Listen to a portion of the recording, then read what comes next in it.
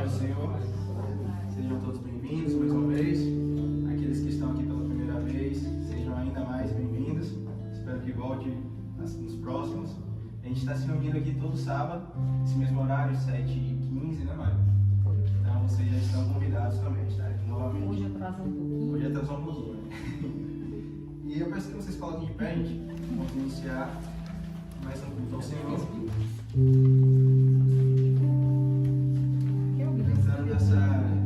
Cantando esse cântico, Canção do Apocalipse. Vocês podem acompanhar no portfólio, tá?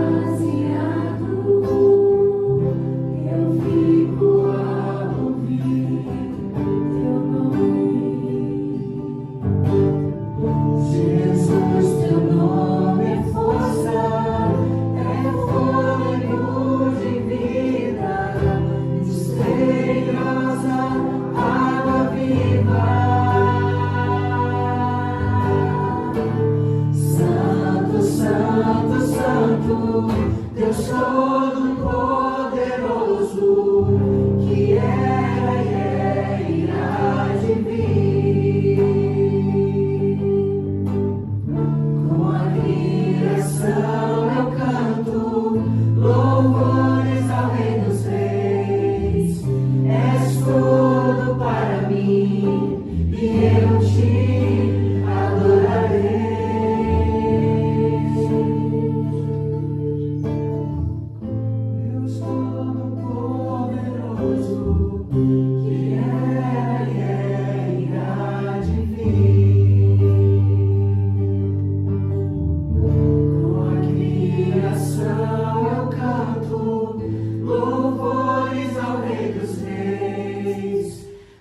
tudo para mim e eu te adorarei. Aleluia. Gente, eu não sei nada, eu só me resta bater palma, tá bom? Eu não conheço esses cânticos, não. Só me resta. Nós vamos fazer uma leitura alternada, continuando assim o nosso ato de louvor, do Salmo 145.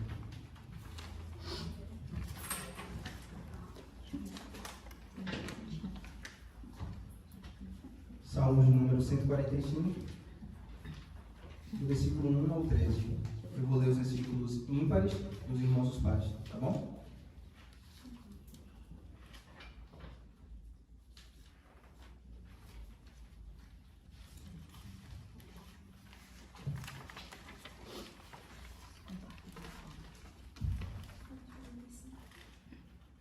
Todos encontraram?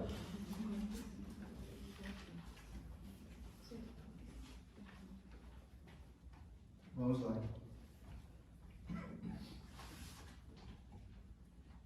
Exaltar-te-ei, ó Deus meu e Rei, bendirei o teu nome para todo sempre. Todos os dias te bendirei e louvarei o teu nome para todos sempre. Grande é o Senhor e muito digno de ser louvado. A sua grandeza é insondável. Uma geração louvará a outra geração as tuas obras e anunciará os teus poderosos feitos. Meditarei no glorioso esplendor da tua majestade e nas tuas maravilhas. Falar-se-á do poder dos teus feitos tremendos e contarei a tua grandeza. Divulgarão a memória de tua muita bondade e com júbilo celebrarão a tua justiça. Benigno e misericordioso é o Senhor, tardio em irar-se e grande em clemência. O Senhor é bom para todos e as suas ternas misericórdias permeiam todas as suas obras. Todas as suas obras te renderão graças, Senhor, e os teus santos te bendirão. Falarão da glória do teu reino e confessarão o teu poder. Para que os filhos dos homens se façam notórios os teus poderosos feitos e a glória da majestade do teu reino. Todos juntos? O teu reino é o de todos os séculos, e o teu domínio subsiste por todas as gerações. O Senhor é fiel em todas as suas palavras e santo em todas as suas obras. Amém. Cântico acima de todos.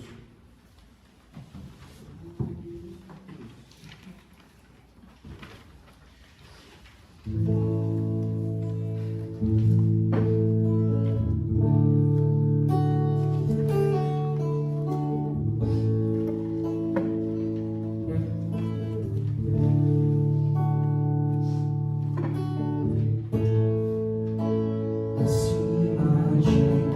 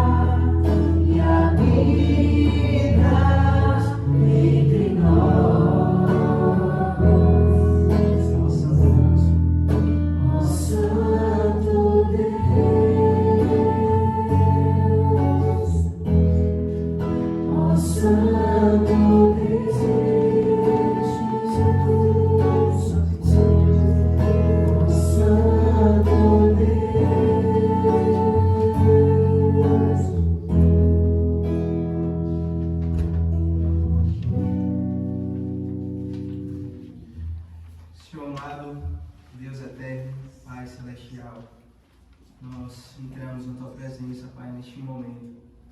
Primeiramente, Senhor, para Te agradecer por mais um dia de vida, por todos os Teus livramentos, Pai, por todas as Tuas bênçãos, Senhor. Nós Te louvamos, nós Te agradecemos, Senhor. Nós Te adoramos, Pai, por aquilo que Tu és. Nós Te amamos, ó Deus, e esse culto é inteiramente para o Senhor. Que nesse momento, Pai, os nossos corações estejam voltados para Ti, que nada nos tire, Senhor, o foco, nada tire de nós a intenção verdadeira de adorar ao Senhor, de buscar a Tua face. Nesse momento, Pai, nós Te louvamos, nós Te adoramos, nós Te engrandecemos, nós Te bendizemos, porque Tu és um Deus maravilhoso e único. E no nome de Jesus, essa oração que fazemos a Ti. Amém.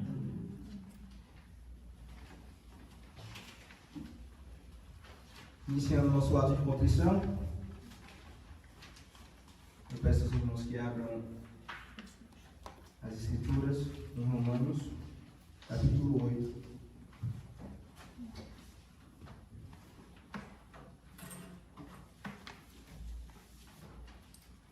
Romanos 8, do versículo 1 ao 5.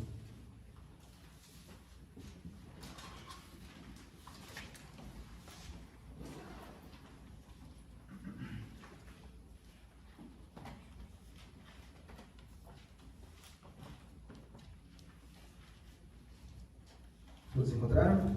Amém. E a palavra diz assim: Agora, pois, já nenhuma condenação há para os que estão em Cristo Jesus. Porque a lei do Espírito da vida, em Cristo Jesus, te livrou da lei do pecado e da morte.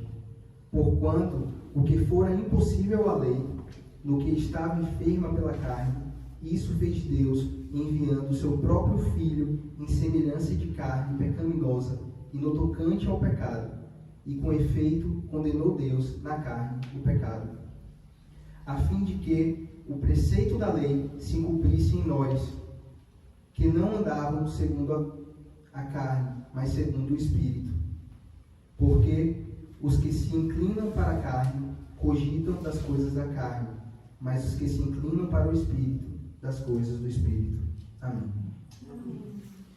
Eu peço, meus irmãos, neste momento, vocês, eu e você, estejamos com o coração realmente contrito, arrependido, que nesse momento você lembre das suas falhas, daquilo que você fez, que ofendeu de alguma forma ao Espírito Santo, que entristeceu o Espírito Santo. Como eu já falei aqui em outro momento, nós cremos e nós confiamos em um Deus que é inteiramente justo, inteiramente santo, inteiramente bom, E diante desse Deus, até a mínima falha, ela é uma ofensa, Então, a palavra diz, que aquele que diz que não tem pecado, esse é mentiroso, Então, nós sabemos que nós somos pecadores e que nós dependemos da misericórdia e do perdão desse Deus. E por conta disso, nós precisamos ter esse momento de arrependimento mesmo, de contrição, onde nós expomos ao Senhor os nossos pecados e clamamos pela misericórdia dele, para que assim nós conseguimos entrar de verdade, acessar de verdade a presença do Senhor. Então, neste momento, eu peço que vocês abaixem suas cabeças, fechem os olhos, lembrem daquilo que você pode ter feito, e aquilo que você não se lembra também, porque às vezes nós pecamos e não lembramos do pecado que cometemos, ou talvez nem sabemos ao certo aquilo que fizemos de errado, mas o Senhor sabe. Por conta disso, eu peço que vocês orem neste momento, em silêncio, pedindo perdão pelos seus pecados, e dentro de alguns instantes, eu peço a Otto que faça uma oração audível de contrição ao Senhor.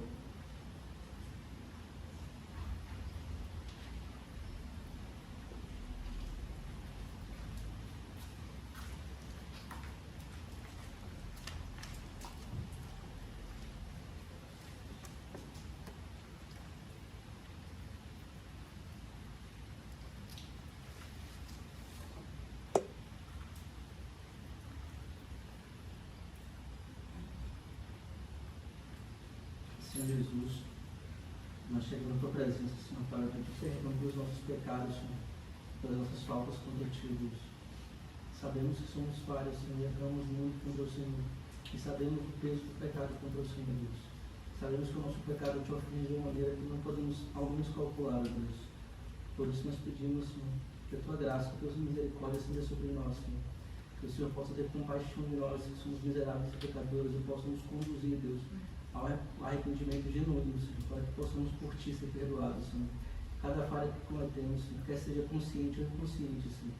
Nós nessa noite pedimos perdão, Senhor, certo que o Senhor é misericordioso, pode nos perdoar e nos conduzir a uma nova vida de arrependimento contínuo, Senhor, dia após dia, buscando-te e te adorando na presença da tua santidade, Senhor. Até que eu te clamo e te agradeço em nome de Jesus. Amém. Todos juntos vamos fazer a declaração de perdão. Alguns foram.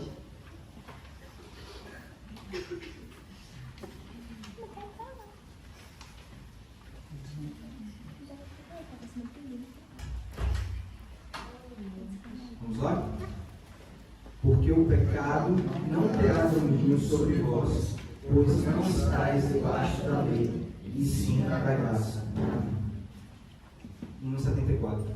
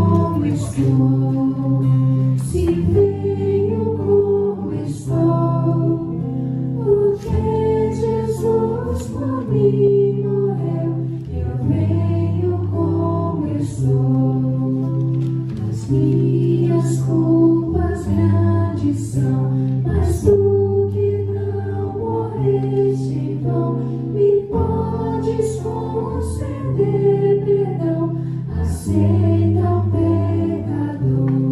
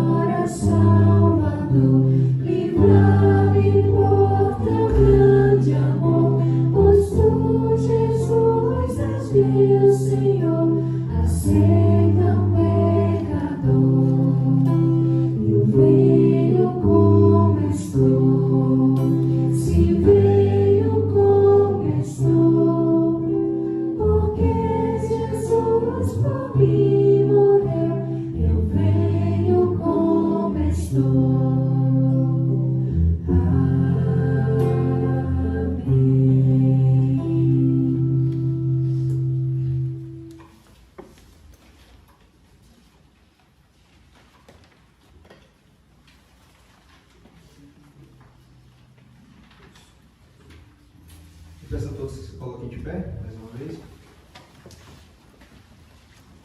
Nós vamos fazer uma leitura alternada e continuada do Evangelho de Mateus. Nós já estamos no capítulo 5. Vamos ler a partir do versículo 21 até o final do capítulo, o versículo 48. Para vocês, gente, que nos visitam também pela primeira vez, essa leitura continuada, ela tem uma intenção, né? A gente começou a ler no primeiro capítulo de Mateus, e a intenção é ler todo o Novo Testamento, né? Até o final. Então, a cada culto a gente está lendo um capítulo. Quando o capítulo é muito grande, a gente lê metade do capítulo, como é o caso de hoje, né? A gente está lendo do meio para o final. Mas a intenção mesmo é ler todo o Novo Testamento. Um dia a gente vai fazer isso para ler toda a Escritura, do Gênesis ao Apocalipse. Né? Entendendo que toda a Escritura é inspirada por Deus e é útil, né? Para o ensino e para a repreensão. Então, eu vou ler, mais uma vez, eu vou ler os versículos ímpares, e vocês os pares.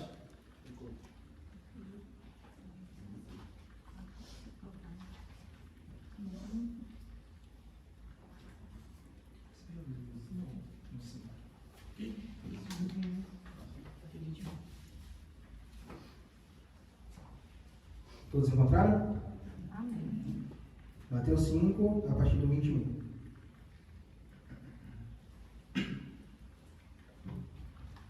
Amém. Ouvistes que foi dito aos antigos: não matarás, e quem matar estará sujeito a julgamento. Eu, porém, vos digo que todo aquele que sem irá contra seu irmão estará sujeito a julgamento, e quem proferir um insulto a seu irmão estará sujeito a julgamento do tribunal, e quem lhe chamar tolo estará sujeito ao inferno de fogo. Se, pois, ao trazeres ao altar a tua oferta, ali te lembrares de que teu irmão tem alguma coisa contra ti, deixa perante o altar a tua oferta. Vai primeiro reconciliar-se com teu irmão, e então, voltando, faz a tua oferta. entra em acordo sem demora com o teu adversário, enquanto estás com ele a caminho, para que o adversário não te entregue ao juiz, o juiz ao oficial de justiça, e sejas recolhido à prisão. Em verdade te digo que não sairás dali, enquanto não pagares o último centavo. Ouvistes que foi dito: não adulterarás. Eu, porém, vos digo: qualquer que olhar para uma mulher com intenção impura no coração, já adulterou com ela. Se o teu olho direito te faz tropeçar, arranca-o e lança-o de ti, pois te convém que se perca um dos teus membros, e não seja todo o teu corpo lançado no inferno. E se a tua mão direita te faz tropeçar, corta-a e lança-a de ti, pois te convém que se perca um dos teus membros, e não vá todo o teu corpo para o inferno. Também foi dito: aquele que repudiar sua mulher, dê-lhe carta de divórcio. Eu, porém, vos digo: qualquer que repudiar sua mulher, exceto em caso de relações sexuais ilícitas, a expõe a tornar-se adúltera, e aquele que casar com a repudiada comete adultério. Também ouvistes que foi dito aos antigos: não jurarás falso, mas cumprirás rigorosamente para com o Senhor os teus juramentos. Eu, porém, vos digo: de modo algum jureis, nem pelo céu, nem pelo nome de Deus, Nem pela terra, por ser estrado de seus pés, nem por Jerusalém, por ser cidade do grande rei. nem jureis sobre a tua cabeça, porque não podes tornar o cabelo branco ou preto. Seja, porém, a tua palavra sim, sim, não, não. O que disto passar vem do maligno. Ouviste se foi dito: olho por olho, dente por dente. Eu, porém, vos digo: não resistais ao perverso, mas a qualquer que te ferir na face direita, volta-lhe também na outra. E ao quiser mandar contigo e tirar-te a túnica, deixa-lhe também a capa. Se alguém te obrigar a andar 1 milha, vá com ele 2. Dá a quem te pede, e não voltes as costas ao desejo que desejas. Ouvistes o que foi dito: amarás o teu próximo e odiarás o teu inimigo. Eu, porém, vos digo: amai os vossos inimigos e orai pelos que vos perseguem. Para que vos torneis filhos do vosso Pai Celeste, porque Ele faz nascer o seu sol sobre maus e bons, e vi chuva sobre justos e injustos. Porque se amardes os anos, que recompensa tereis? Não fazes os publicanos também o mesmo? E se saudardes somente os vossos irmãos, que fazeis demais? Não fazem os gentios também o mesmo? Todos juntos. Portanto, sede vós perfeitos, como perfeito é o vosso Pai Celeste. Amém. Cântico, tu és soberano.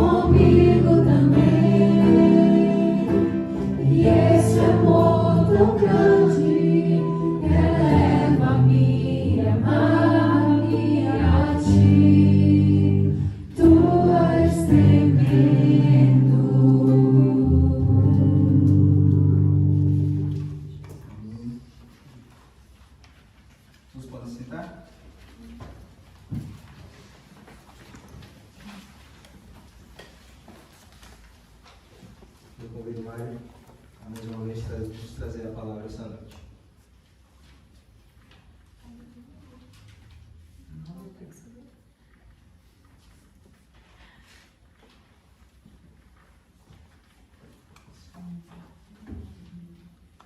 As paz, meus irmãos.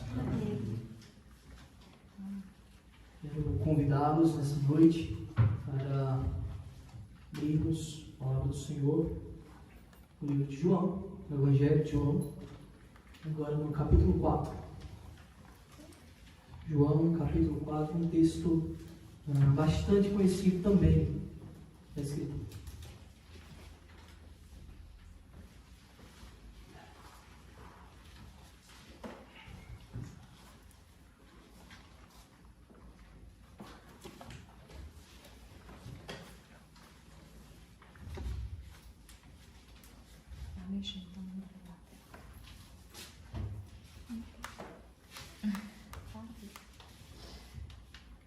João capítulo 4, vamos ler os versículos 1, versículo 1 ao versículo 18, os 18 primeiros versículos desse capítulo. Todos encontraram? Leamos.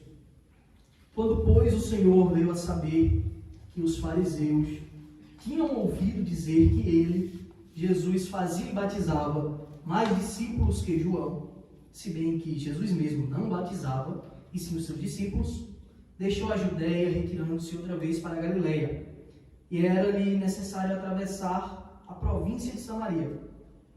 Chegou, pois, a uma cidade samaritana chamada Sicar, perto das terras que Jacó dera a seu filho José.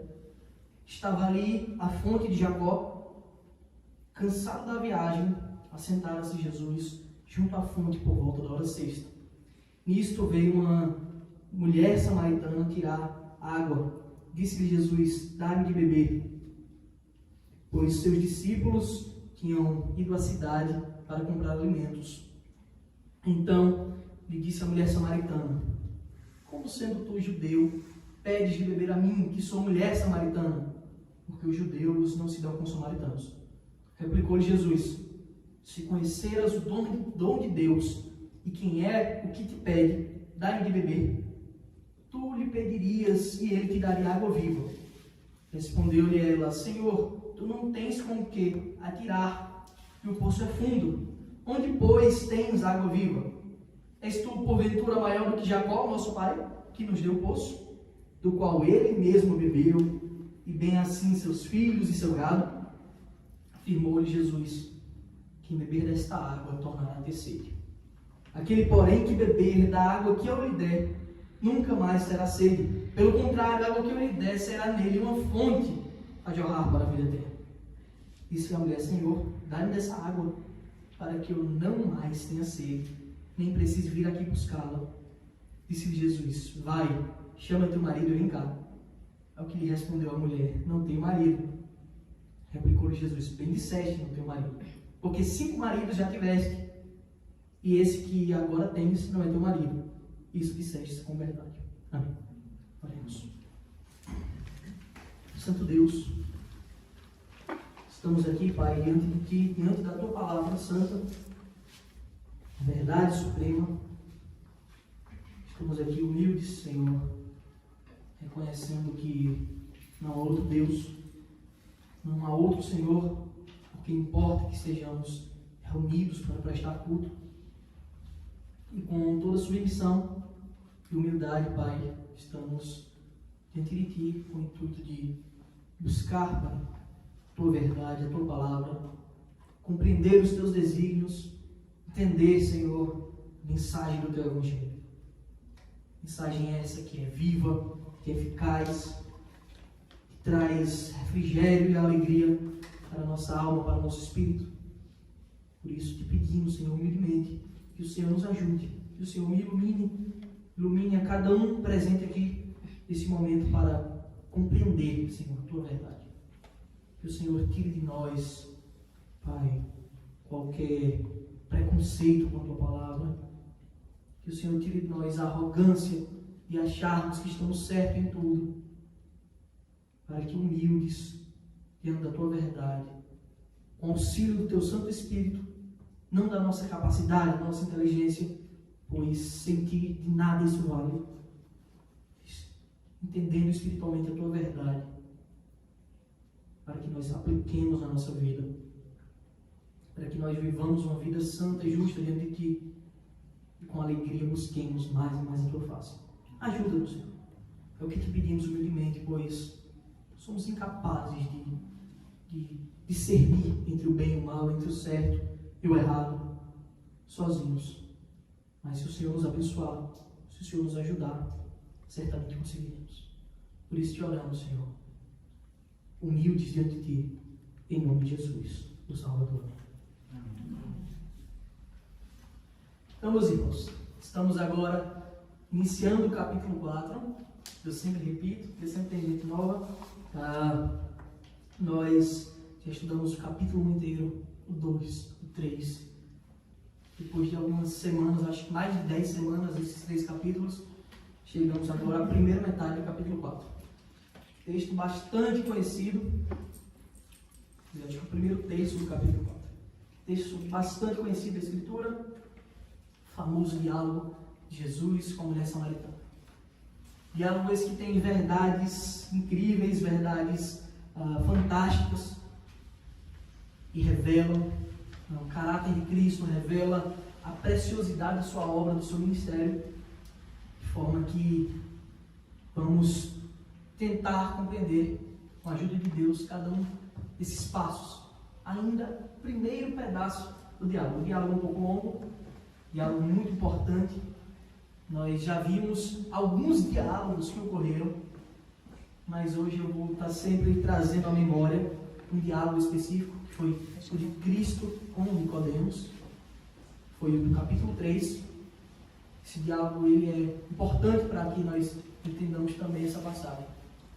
Mas, antes de tudo, eu quero convidar os irmãos para fazermos a leitura de uma parábola conhecida também. Tá? No livro de Lucas, capítulo 10, dos versículos 25 a 37. Lucas 10, 25 a 37.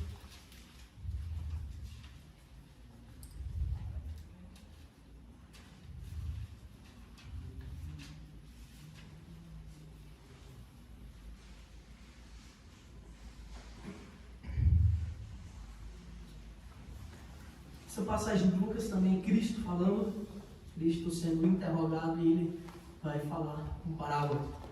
Diz assim, versículo 25, Lucas 10, 25, diz: E eis que certo homem, intérprete da lei, se levantou com o intuito de pôr Jesus à prova e disse-lhe: Mestre, que farei para herdar a vida eterna?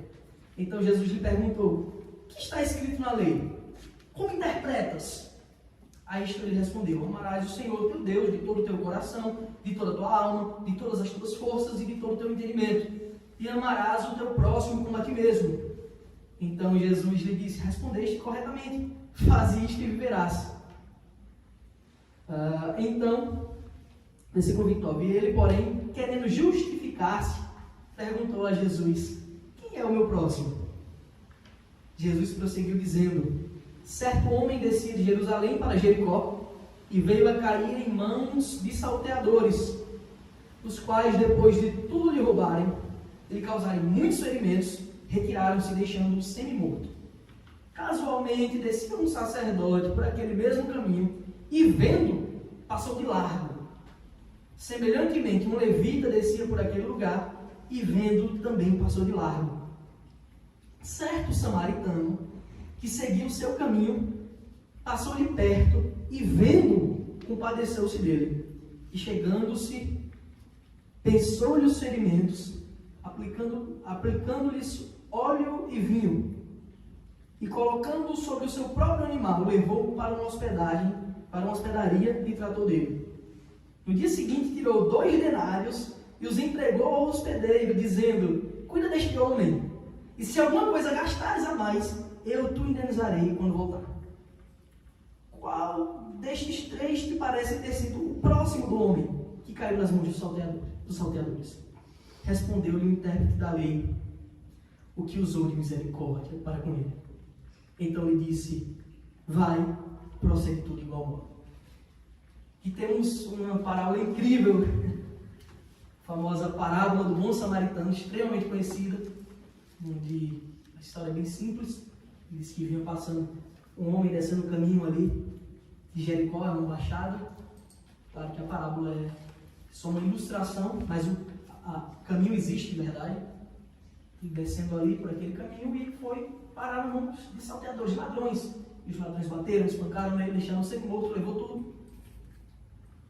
E Cristo está querendo dar um ensinamento para aquele homem que era escriba, aquele que era um dos que interpretavam a lei, dos que transcreviam a lei. Ele disse: Quem é meu próximo? Ele querendo justificar. Você quer dizer: Não, meu próximo é aquele que está comigo. E Cristo vai dizer: Olha, passou um sacerdote, viu o cara sem morto, nem ligou. O cara que disse ter Deus no coração.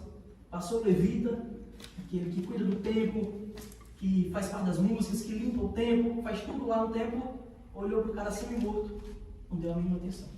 Passou, porém, um samaritano, ou seja, um homem das terras de Samaria, olhou aquele homem, compadeceu os crimes, cuidou, tratou, gastou dinheiro e se preocupou com aquele homem. Quem agiu? Quem foi o que agiu com misericórdia? Quem foi o próximo daquele homem? E a resposta dele foi o terceiro. Foi o que agiu com misericórdia. Interessante, porque essa parábola tem um pouco a ver com o texto que eu quero trazer essa noite, porque ela trata de um homem samaritano. E Cristo botou em contraste ali as figuras principais do templo, que assistiam no templo, que diziam ter Deus no coração, e a figura do samaritano. E havia uma rixa muito grande. Havia uma cisma muito grande entre os judeus e os samaritanos. A cisma era tão grande que muitos judeus nem usavam a expressão samaritano. Eles não falavam samaritano. É tanto que a resposta dele foi o que usou de misericórdia. Quem foi o próximo? Aquele que usou de misericórdia. Ele não falou que foi o samaritano. É interessante isso. E essa cisma ela tem um início, certo? Eu não vou ler muitos textos, não quero fundamentar tanto isso por causa do tempo. Mas é importante isso para que nós entendamos a história de Israel, quanto reino, quanto reinado, para interpretar muitos textos da Bíblia. Então, essa rixa, de onde é que surge? Primeiro, séculos antes, muitos séculos antes de Cristo, Salomão, rei de Israel, filho de Davi, é dito que ele se dobrou perante outros deuses, e o motivo disso foi as suas 1000 mulheres, suas 700 mulheres e 300 concubinas. Para agradar a elas, ele construiu templos para outros deuses. E a Escritura fala disso, está lá em Reis, volta no capítulo 11, 12, 1 Reis. E Deus lança uma sentença contra Salomão. Olha, teu reino será tirado de ti. Só que isso não vai acontecer na sua vida. Vai acontecer no seu filho, que vai lhe substituir, Roboão. Mas ainda assim, por amor a Davi, meu amado, seu pai, eu não vou tirar o reino todo dele. Vou tirar só um pedaço, um bom pedaço. E aí, em 1 Reis, capítulo 12, quando Salomão morre, Roboão vai assumir o trono. E se juntam ali, a população se ajunta diante do rei e pede, olha, a gente já construiu, a gente vem sofrendo trabalhos forçados, é como uma escravidão na época, a gente vem sofrendo esses trabalhos forçados, alivia esse jugo, porque a gente já construiu tudo que tem construído, o templo está construído, está tudo construído. E é dito que Roboão pediu 3 dias para dar uma resposta ao povo sobre ele aliviar ou não os trabalhos forçados. E nesses 3 dias é dito que Roboão foi procurar a ajuda dos anciãos, dos mais velhos, e os anciãos disseram, olha, se você aliviar o trabalho, esse povo vai te amar, vai gostar mais de você e vai trabalhar por amor. Então você vai aliviar os castigos, a quantidade de trabalho, eles vão trabalhar com alegria por você. É dito que Roboão não se agradou muito do conselho dos mais velhos, e ele foi procurar conselho entre os jovens. E os jovens da sua idade disseram que digam a eles que os lombos, que o seu dedo mindinho é mais grosso do que os lombos do seu pai. E se seu pai castigava eles com chicote, você vai castigar eles com escorpião. Você vai aumentar os castigos. O Roboão se agradou desse conselho. Ele disse isso. E Deus já tinha levantado a profecia, já tinha levantado Jeroboão para separar o reino. E aí, as 12 tribos de Israel que nós conhecemos, os 12 filhos de Israel constituíram as 12 tribos, agora entram em divisão. 9 tribos e meia para o norte e 2 tribos e meia para o sul. Então, para o sul ficou Judá, Benjamim e a metade da tribo de José, Manassés. As outras 9 tribos e meia, Efraim, Naftali, Dan, todas aquelas foram para o norte, para o sul. E na Escritura, quando a gente lê ali nos profetas menores, nós vemos que Deus chama os profetas, quando vão falar, Deus chama de 2 nomes a nação de Israel. Tem o povo de Israel e o povo de Judá. Então, quando você lê no Antigo Testamento ali, o povo de Judá são as 2 tribos e meia do sul. Quando você lê a nação de Israel, as 9 e meia. Porque eram 2 reinados. Tinham 2 reis agora, governando sobre as terras de Israel como todo. E é importante que aí surgiu uma divisão e um problema muito grande, porque tinha um lugar que se devia adorar. Deus tinha constituído um lugar para adoração em Israel. E que lugar é esse? Sião, o Monte Sião, Jerusalém. O templo foi construído lá. E a adoração, os sacrifícios deviam ser feitos lá. E agora, o reino dividido, as pessoas iam adorar onde? Jeroboão pensou: vai chegar o dia que eles têm que adorar, eles vão voltar para Jerusalém e vão lembrar de como é bom lá, estar com o seu reino, com o seu rei de verdade. O que é que eu vou fazer? E é dito que Jeroboão, ele criou bezerros de ouro, constituiu seus bezerros para o povo adorar. Está aí Israel, os teus deuses. E aí o povo cai em desgraça.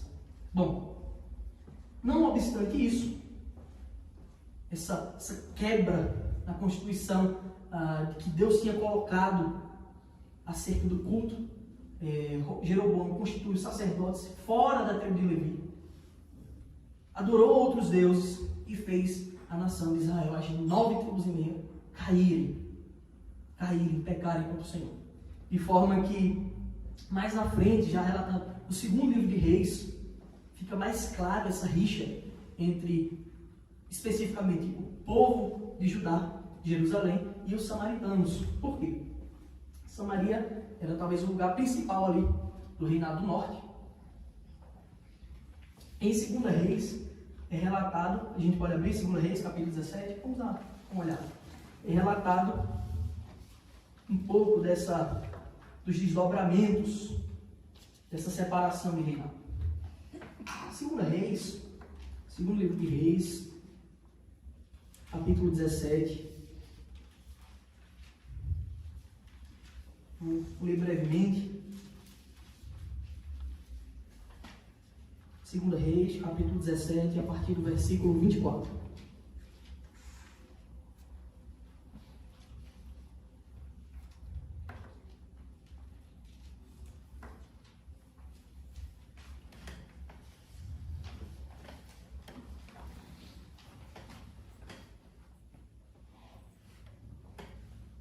Diz assim: o rei da Síria trouxe gente de Babilônia aqui. Então, o povo de Israel tinha sido exilado, um dos exílios prometidos. Não foi o exílio babilônico, que ali foi o reinado do sul, aqui o reinado do norte. Foi exilado pelo rei assírio. E o rei assírio ele era muito esperto. O Sargão, ele tinha uma noção de que quando ele exilava um povo, ele misturava os povos, para que aquela cultura ela fosse desmanchada, para que a cultura ela fosse perdida, as raízes fossem quebradas e assim, de fato, aquela nação desaparecesse. Ainda tem um povo, porém, sem preservação de suas raízes. Nesse caso, a preservação principal aqui era o culto. E é dito que o rei da Síria trouxe gente de Babilônia, de Cuta, de Avá, de Amate, de Sefarvaim, e a fez habitar nas cidades de Samaria, em lugar dos filhos de Israel. Tomaram posse de Samaria e habitaram nas suas cidades. A princípio, quando passaram a habitar ali, não temeram o Senhor. Então mandou o Senhor para o meio deles leões, os quais mataram alguns do povo. Pelo que se disse ao rei da Síria: as gentes que transportaste e fizeste habitar na cidade de Samaria não sabem a maneira de servir o Deus da terra. Por isso enviou ele leões para o meio deles, os quais as matam porque não sabem como servir o Deus da terra. Então o rei da Síria mandou dizer: levai para lá um dos sacerdotes que de lá trouxestes, que ele vá e lá habite e lhes ensine a maneira de servir o Deus da terra. Foi, pois, um dos sacerdotes que haviam levado de Samaria e habitou em Betel, e lhes ensinava como deviam temer o Senhor. Então, aqui acontece alguns desdobramentos, porque Deus tinha dado uma ordem ao povo. O povo era para ser puro no sentido de não se misturar com outras nações. Porque no dia que se misturassem, eles iam trazer as raízes de outras nações, os deuses de outras nações, os maus costumes, e Deus tinha dado uma ordem. Bom, nós sabemos que o povo de Judá também foi exilado pelos babilônios. Só que os babilônios eles não tinham isso, eles exilaram o povo inteiro, mas preservaram a cultura. Assim como nessa época de Cristo, O Império Romano dominava o mundo, mas também não destruía as culturas. O povo judeu tinha sua liberdade de culto ali, com alguns detalhes de cobranças, de impostos, mas a cultura estava preservada. Bom, os desdobramentos disso é que havia uma rixa muito grande, porque o povo judeu, das 2 tribos e meia, diziam o quê? Vocês não são mais nossos irmãos. Vocês se misturaram, vocês perderam, vocês não são o povo de Deus. E essa rixa ficou muito forte. E a adoração começou a cada vez mais ser intensificada em Samaria, no Monte Gerizim. Então tinha os 2 grandes montes, Sião, Jerusalém, Gerizim e Samaria. E meio que assim começa essa rixa muito grande. Essa rixa durou séculos. Que na era de Cristo, essa rixa já tem por volta de 700 anos. Com essa divisão, com essa rixa. Houveram tentativas de aproximação, mas o povo de Judá não quis mais, porque aquele povo tinha se misturado. Bom, por aqui a gente vai ver que a rixa entre um judeu e um samaritano não era uma coisa curta, uma coisa que tinha surgido ali. Não era uma discussão de brincadeira de futebol como o Brasil e a Argentina. Era uma coisa muito mais séria. Era uma coisa que envolvia diretamente a noção de vocês são dos nossos ou vocês não são. Nesse contexto todo, os versículos 1 e 2 do nosso texto que lemos essa noite, nosso texto de João capítulo 4, diz o seguinte: quando, pois, o Senhor deu a saber que os fariseus tinham ouvido dizer que ele, Jesus, fazia e batizava mais discípulos que João, se bem que Jesus mesmo não batizava, e sim os seus discípulos. Então, veja, Cristo soube que os fariseus, que a sua fama de batismos, que ele estava ganhando seguidores, tinham chegado aos fariseus, o povo que nessa época estava essencialmente mal, perseguindo o cristianismo. E é dito que quando Cristo veio a saber disso, essa fama chegou até ele, e o versículo 2 deixa claro que a gente já viu isso também na semana passada, que ele mesmo não batizava, mas os seus discípulos batizavam. E é interessante isso porque o reverendo Augusto Brenner, ele vai falar o seguinte: era importante que Cristo de fato não batizasse ninguém, porque a vaidade no coração do homem é muito grande. Imagina aí alguém dizer: olha, eu fui batizado. Já havia uma discussão, você é de Paulo, de Apolo. Imagina alguém dizer: não, fui batizado pelo próprio Cristo. A vaidade desse coração ia ser extrema. Cristo não batizava, seus discípulos batizavam por ele. Mas, obviamente, em nome do Pai, do Filho e do Espírito Santo, de forma que o batismo ele não está baseado naquele em quem batiza, mas no nome de quem é batizado. Pois aqueles que nos batizaram um dia são pecadores, falhos, mas aquele nome pelo qual nós fomos batizados, Pai, o Filho e o Espírito Santo, são justos e perfeitos. É um Deus só. E no versículo 3 ele continua. Ele diz que Cristo ele deixou a Judeia. Ele ainda estava ali pela Judeia, ou seja, pelos centros da Judeia, centro interior da Judeia, onde ficava Jerusalém. Diz que ele deixou a Judeia, retirando-se outra vez para a Galileia. Ele volta para a Galileia, que foi onde ele iniciou seu ministério, onde ele transformou a água em vinho, como já estudamos. E ele faz isso com o intuito de preservar o seu ministério. Cristo sabia que ia ser perseguido, ele sabia que ia ser morto, mas ele não podia pular etapas. As coisas tinham que acontecer no momento certo. E ele faz cada coisa segundo os desígnios do Pai. Cada coisa colocada pontualmente. Cada coisa feita, calculada, nada por acaso. E é dito que Cristo ele vai agora para a Galileia. E no versículo 4 há uma expressão muito interessante da Escritura.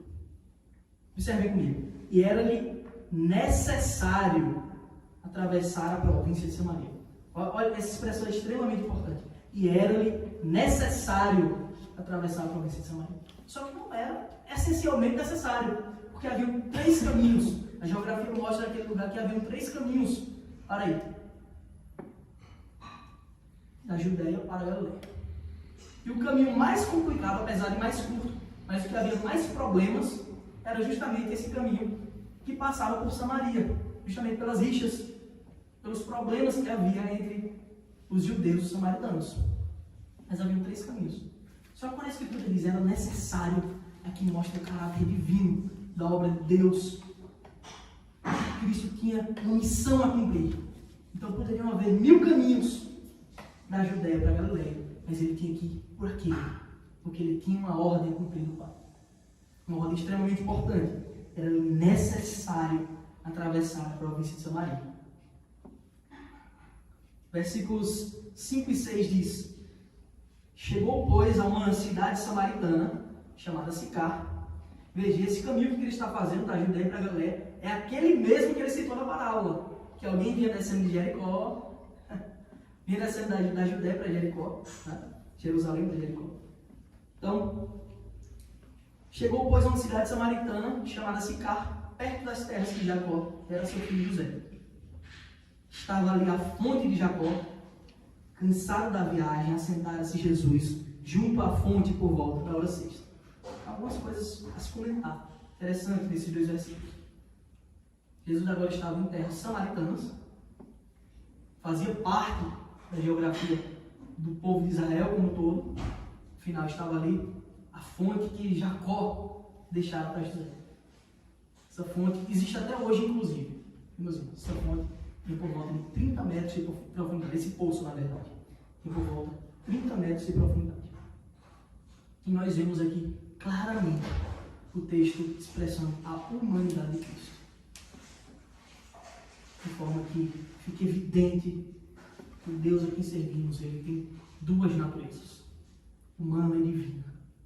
Como explicar isso? A gente crê pela fé. Então, está ali Cristo, e o texto diz que, no versículo 6, ele estava ali na fonte de Jacó, cansado da viagem. A gente vê a própria existência, o próprio Senhor agora cansado. Interessante isso, Deus cansou. Então, está revelando aqui a natureza humana de Cristo. E a viagem era longa, era árdua. Não é como hoje que a gente entra no carro, entra num avião, simplesmente vai. Aqui era uma viagem árdua. Às vezes de pé, às vezes de jumento. Quem tinha condições, quem não tinha, era até mesmo. E ele disse que ele chegou ali na fonte por volta da hora sexta. Isso aqui é importante também. Porque a hora sexta, na contagem judaica, a hora sexta, na verdade, é meio-dia. Então chegou Cristo, no momento em que o sol está batendo de cima para baixo, num deserto, viajando a pé, cansado, com sede. Então aqui está revelado bem claro a humanidade de Cristo. E os desafios normais da vida humana. E Cristo, ele, passando por isso, ele estava ali, sentado, junto à fonte. Meio-dia. Meio-dia. E a gente não pode achar que isso aqui acontece por acaso. Pois nada, nenhum dos passos de Cristo se deu de forma aleatória, de forma desordenada, senão que ele veio cumprir cada coisa na sua vida. Cada ponto, cada ordem do Pai, de forma perfeita. Versículo 7 continua a narrativa. Nisto veio uma mulher samaritana tirar água. Disse-lhe Jesus: dai-me de beber, pois seus discípulos tinham ido à cidade para comprar alimentos. Então o cenário é esse. Eles chegaram, meio-dia, seus discípulos saíram para comprar alimento. Faz todo sentido, meio-dia é hora de comer, de almoçar. E Cristo está ali sozinho, sentado na fonte, e vem uma mulher samaritana tirar água do poço. Faz sentido também, é hora de cozinhar, é necessário ter água. E vem aquela mulher tirar água do poço, sozinha. E aqui, meus irmãos, a gente tem algumas coisas a comentar. Porque não era comum um judeu se comunicar com mulheres em público. A cultura da época era muito rígida quanto a isso. Eles não se comunicavam. Há quem diga que naquela época, muitas vezes, ao ir ao templo, a ir a algum lugar com a família, o homem ia à frente e a mulher ia com os filhos atrás. É uma coisa meio estranha. Então eles não se comunicavam em público. Era uma coisa considerada vergonhosa. E esse texto ele tem muitas complicações. Esse tipo que nós vamos ver agora Jesus quebrando alguns paradigmas, quebrando algumas cadeias simplesmente da ordem humana, com um propósito muito maior, com um propósito muito superior de glorificar o Pai. Então, está Cristo sentado junto da fonte e ele olha para a mulher sozinho e diz: dá-me de beber. Então aqui a gente já tem um problema grandioso. Está um homem sozinho com uma mulher pedindo a ela água, pedindo ajuda. Há quem diga que para nos aproximar das pessoas, principalmente com o intuito de pregar o Evangelho, é importante que a gente se utilize de qualquer situação para falar de Cristo, qualquer que seja ela. De preferência quando você age com humildade, quando você age como um necessitado, porque ele não agiu como quem ia ajudar ela, como superior, ele agiu de forma humilde, pedindo água, dá-me de beber. E ali ela tem a atenção de Cristo. Mas a resposta dela foi interessante. Versículo 9. Então lhe disse a mulher samaritana: como sendo tu judeu, pedes de beber a mim, que sou mulher samaritana? E o narrador, o apóstolo João, que escreve o texto, ele deixa entre parênteses aí a explicação dele. Porque os judeus não se dão como os samaritanos. Como sendo tu judeu, pede de beber a mim, que sou mulher samaritana? Então temos dois grandes problemas aqui. Temos um judeu, homem, pedindo água a uma mulher e samaritana. Não era só a questão cultural do homem com a mulher em público, conversando, mas muito mais forte, uma rixa histórica do judeu com o samaritano. E Cristo olha para aquela mulher. E o judeu era quem, no geral, se sentia superior. Nós somos os superiores. E agora está Cristo ali em posição de humildade, diante daquela mulher e diz: dá-me de beber. Essa cena, aparentemente, para muitos desavisados que chegassem ali, poderia parecer escandalosa. De fato, os judeus, os seus discípulos, mais na frente, se Deus permitir que nós continuemos esse texto na próxima semana, quer dizer que eles chegam lá e eles ficam admirados, eles ficam assim, assustados com aquela cena, de encontrar Cristo conversando com ela. Está mais para frente, ali por volta dos versículos 20 e 25. E agora está Cristo diante da mulher samaritana, pedindo água. E ela solta isso. Como é que você? Ela está ensinando a ele. Está sendo até arrogante. Você esqueceu que você é judeu? Só falta dizer, você está louco, está conversando comigo. Não me contaram que a gente tem uma rixa, não. Basicamente isso que ela está dizendo. Nós temos uma rixa. Como é que você está pedindo beber para mim, que sou mulher samaritana? E a resposta de Cristo é simplesmente fantástica. A resposta de Cristo é simplesmente fantástica. No versículo 10 ele diz: replicou-lhe Jesus: se conheceras o dom de Deus, você conhecesse de fato quem é Deus, o que Deus pode fazer, o dom do Pai, se conheceras o dom de Deus e quem é que te pede, dá-me de beber, tu lhe pedirias e ele te daria água viva. Se você soubesse quem é o que está te pedindo essa água, era você que ia pedir. E é muito forte isso que ele está falando para ela. Essa cena é muito impactante, porque se a gente avançar um pouquinho, dos versículos 16 a 18, não era só uma mulher e samaritana. Fica claro que Cristo sabia muito mais sobre a vida dela. Dos versículos 16 a 18 diz o seguinte: disse Jesus: vai, chama teu marido e vem cá. Ao que lhe respondeu a mulher: não tem marido. Olha o que Jesus fala, replicou Jesus: bem disseste, não tem marido. Ele sabia. Agora, ao passo que João exaltou aqui a humanidade de Cristo, mostrou que ele é humano, agora ele está mostrando no mesmo texto que ele é Deus, que ele sabe de tudo, que ele tem toda a ciência. E o que é que ele disse? Porque 5 maridos já tiveste, e esse que agora tens não é teu marido. Isso disseste com verdade. Então Cristo não só está conversando com uma mulher sozinho, não só um judeu com uma samaritana, mas um judeu com uma mulher adúltera. Que era talvez uma das coisas piores que se tinha na época. Dos piores estigmas que alguém podia carregar na época, uma pessoa adúltera. Possivelmente, se essa mulher vivesse nas terras de Judá, ela já teria sido apedrejada publicamente e teria sido morta. Mas agora ela está ali, diante do Criador, do Salvador. E ele está dizendo, se você soubesse o que te pede, você que me pediria a água viva. E eu lhe daria água viva.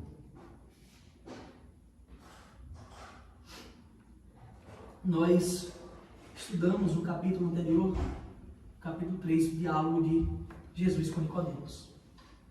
E nós temos ali Nicodemos,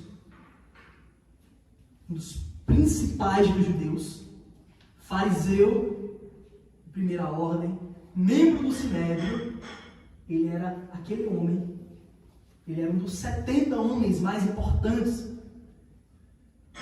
dos judeus.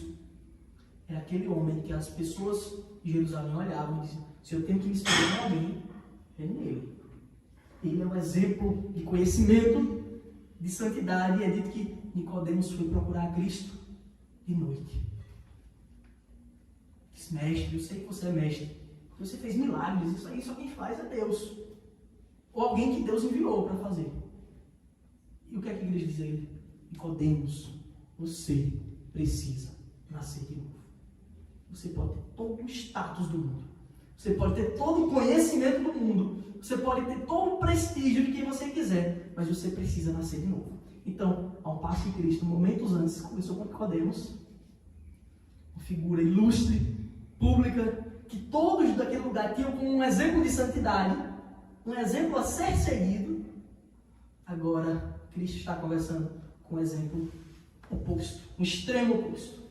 Uma mulher samaritana e adúltera. Com um detalhe, com Nicodemos procurou Cristo nas trevas. Com a mulher samaritana, ele está conversando meio-dia, no momento de maior luz do dia. Então os dois agora dialogando. E a mensagem que Cristo dá para os dois é exatamente a mesma.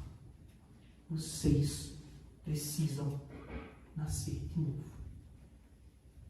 Porque não é povo, não é nobre nascimento, não é riqueza, não é título. Nada vai trazer a vida eterna para vocês. Nada. Senão, quando você crê que eu vim morrer por vocês. É isso que Cristo está dizendo. Fica muito claro que ele veio salvar os pecadores. E que não há status que tire isso. Não há títulos que tire, senão a sua justiça, a justiça do próprio Cristo. Que ele ofereceu para os dois igualmente. E até a resposta dos dois são parecidas. Mostrando que o pecado é algo muito mais enraizado do que puramente aquele externo. Puramente as coisas que nós vemos, olhamos para uma pessoa, vemos um estereótipo e diz, olha, esse aí já foi, não quero nem ter meu tempo. E vemos agora dois grandes momentos do ministério do Cristo, do Salvador. Dois grandes momentos dos principais da Escritura, do texto mais importante, mais conhecido da Escritura, é o que ele fala para Nicodemos. E Deus amou o mundo de tal maneira que deu seu Filho unigênito para que todo que nele crê não pereça, mas tenha a vida eterna. Ele falou para uma multidão, como muitos querem juntar multidões para ele. Não, ele falou para Nicodemos. E agora está Cristo, ele sai lá da Judéia e vai agora para Samaria para encontrar uma mulher e dar uma mensagem para ela. Se você souber, se você pedir para mim, eu te darei a fonte das águas vivas. Fonte de águas vivas. Uma fonte a jorrar para a eternidade. Essa fonte aqui, você vai beber água hoje. E ainda hoje você vai estar com sede. Porque isso aqui não vai te saciar. Mas você é aquela fonte que vai te saciar para a eternidade. Temos agora Cristo mostrando aqui diante do Senhor, diante do Deus Supremo. Charles Spurgeon vai dizer que um dia estaremos diante do grande nivelador do universo. Que diante dele não haverá rei, não haverá escravo, preto, branco, pobre, rico. todos estarão diante daquele que nivelou todo mundo, o grande nivelador do universo. Porque para Deus isso pouco importa. O que importa é que, como ele disse a Nicodemos, importa-nos nascer de novo. Importa que você nasça de novo. Essa é a mensagem que o Cristo está ensinando, mostrando que a pregação ela tem que ser feita em tempo oportuno. Você tem simplesmente que abrir a boca e pregar a Cristo.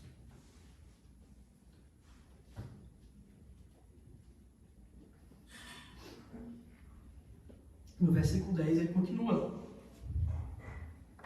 Replicou-lhe Jesus: se conheceres o dom de Deus e quem é que te pede, dai-me de beber, tu lhe pedirias e ele te daria água viva.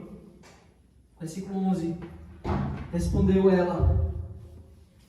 ela: Senhor, tu não tens com que atirar, e o poço é fundo, onde pois tens água viva? E assim como Nicodemos, o ser humano, o homem natural, ele não consegue interpretar as verdades divinas, porque as verdades divinas, elas só se discernem, elas só a gente só interpreta corretamente de forma espiritual. Cristo disse: Nicodemos, você precisa nascer de novo. E a resposta dele foi: como sendo eu velho, vou voltar ao ventre da minha mãe e nascer segunda vez? E é evidente que Cristo não está falando de um nascimento físico. Do mesmo jeito que com ela, com a mulher samaritana, é evidente que ele não está falando de uma água física, de uma fonte que vai jorrar para a vida eterna. Senão, que ele está falando da verdadeira água do Espírito, a água purificadora, a água que sacia a nossa sede, a água que nos vivifica, que nos traz a vida verdadeira, a água que nos possibilita olhar a Escritura, enxergar a beleza do Evangelho. Essa água que, quando ela purifica o nosso coração, ela nos adentra, nós temos a certeza que eu sou um pecador necessitado de Deus. Eu sou incapaz de conquistar sozinho. O que nos revela isso é essa água, é o Espírito Santo.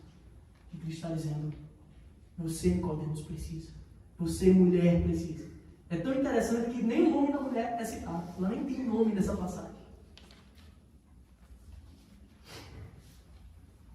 Respondeu-lhe ela: tu não tens por que tirar, e o poço é fundo demais. Onde, pois, tens essa água viva?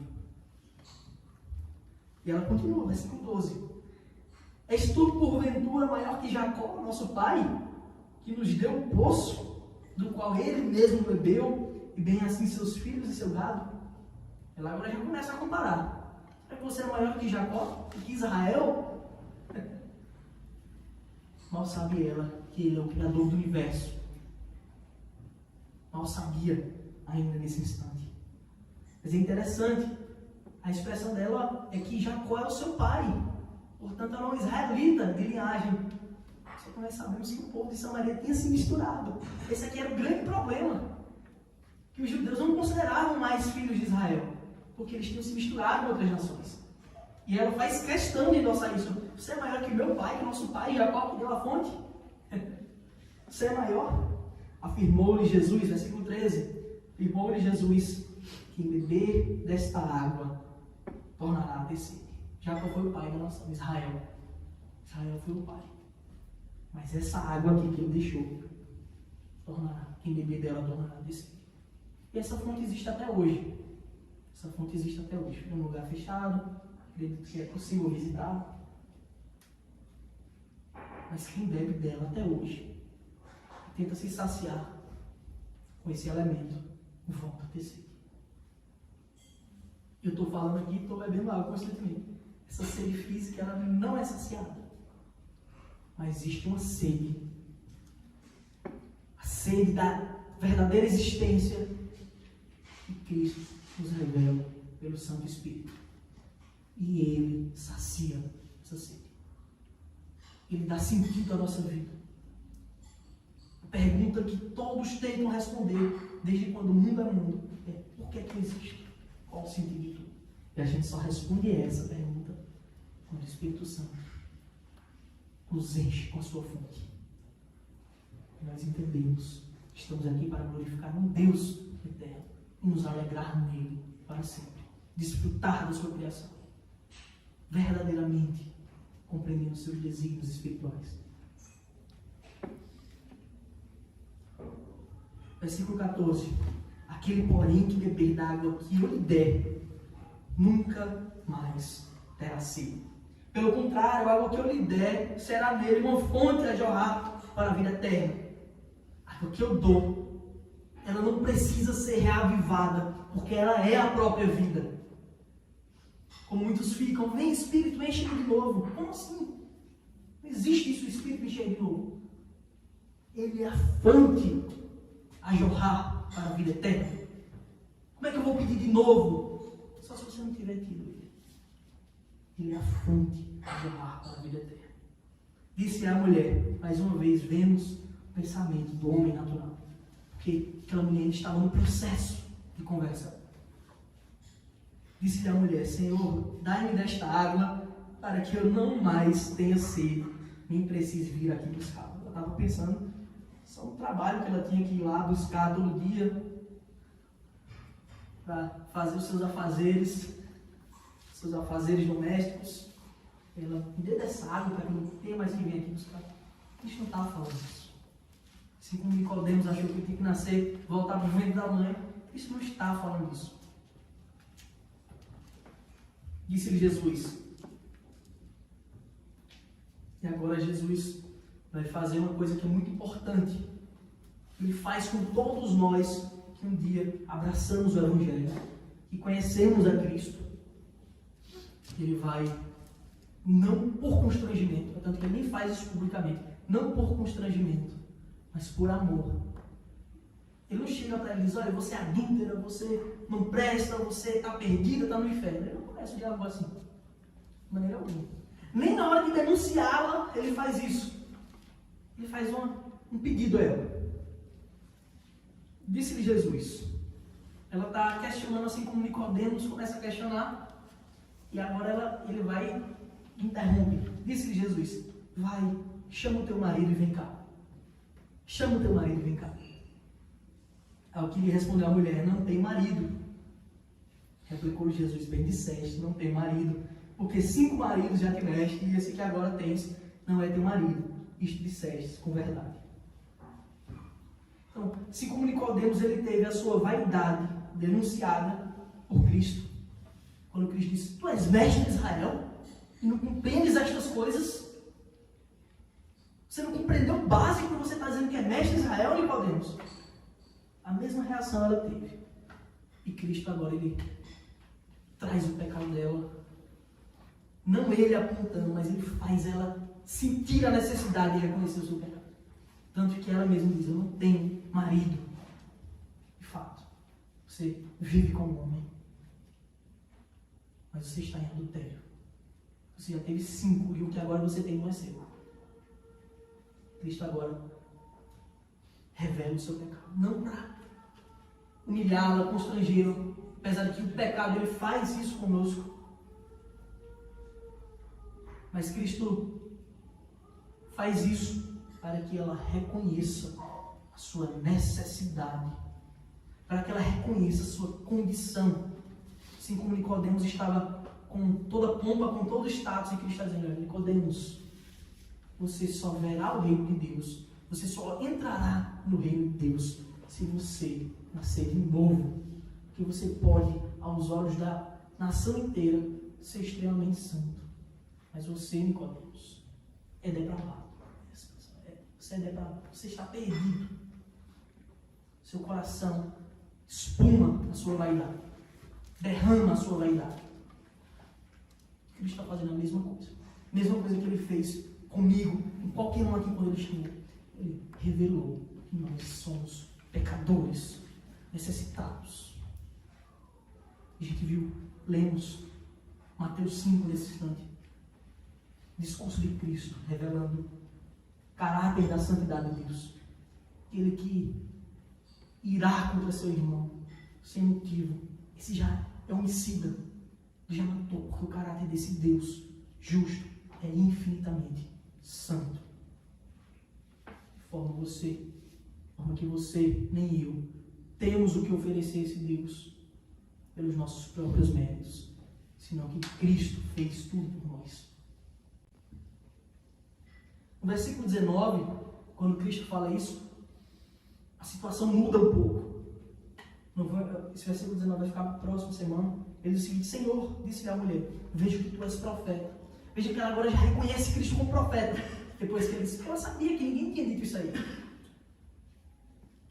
E é necessário que nós reconheçamos o nosso pecado, a nossa fragilidade, a nossa fraqueza, para que assim, de fato, sejamos purificados pelo Espírito Santo.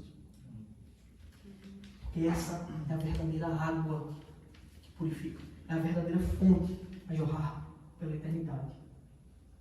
Se no seu íntimo você tem percebido o seu pecado, se o seu coração tem denunciado, você submeta-se à vontade do Espírito.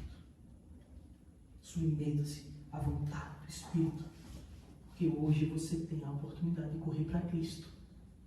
Pois Ele morreu para justificar a nós. Ele morreu. Ele levou na cruz sobre si os nossos pecados. De forma que a nós é dito uma coisa apenas: basta crer. Basta crer nessa obra. Uma obra desse Senhor bondoso, que faz próprio Deus uma viagem, uma peregrinação para pregar para perdidos. Nem como hoje Ele fez isso, nem como Ele vem fazendo isso quando nós estávamos perdidos. Ele nos chamou para o reino da sua luz, sua maravilhosa luz, sua graça. Arrependa-se e seja inundado pelas fontes de águas que jorrarão para a eternidade. Amém.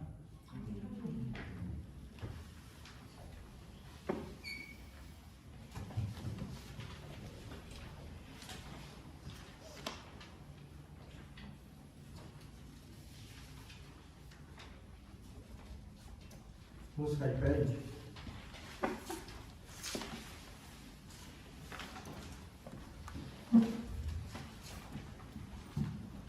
Que exposição maravilhosa das Escrituras. Vamos entoar o cântico quebrantado.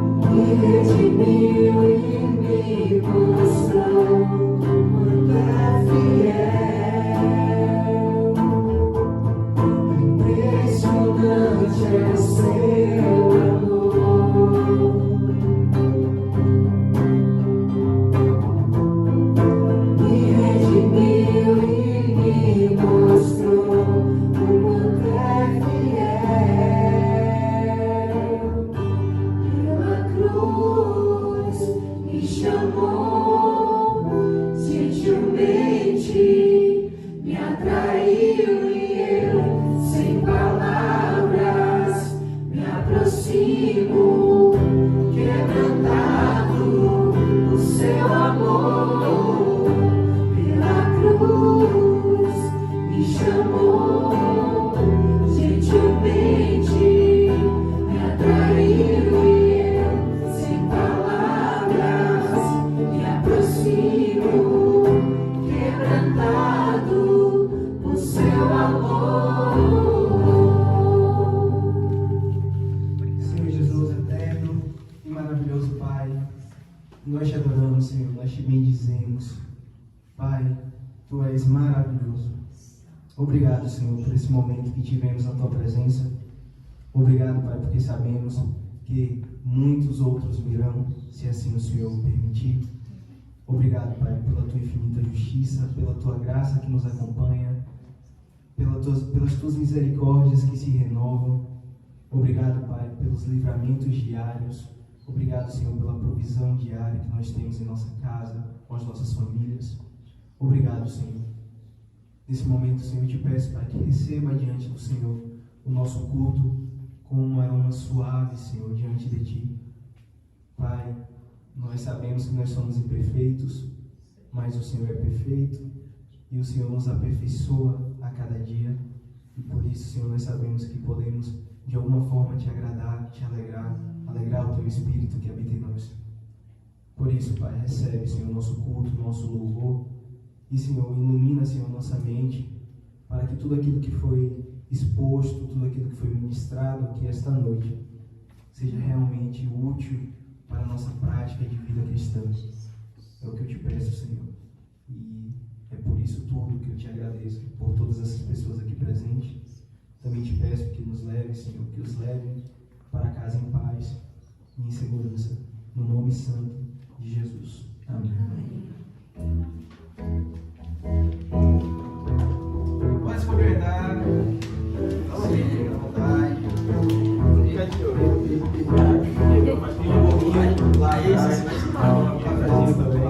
Vou tirar aqui